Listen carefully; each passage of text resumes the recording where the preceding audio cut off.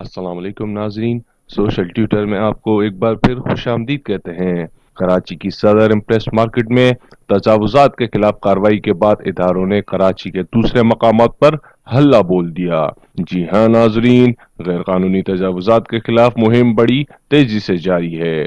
کراچی کے علاقے طارق روڈ پر اداروں نے امتیاز سپر مارکیٹ کے سارے غیر قانونی پوسٹرز اور شیشے توڑ دیے۔ اس ویڈیو میں آپ دیکھ سکتے ہیں کہ نیا پاکستان میں کسی کے ساتھ کوئی نرمی یا رحم دلی نہیں برتی جا رہی۔ ویڈیو ملاحظہ کیجیے۔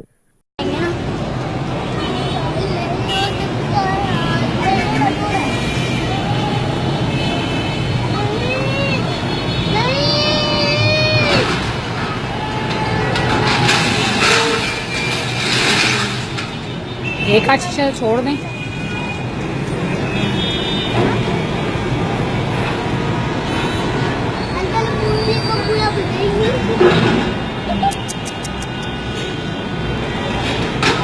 یا اللہ،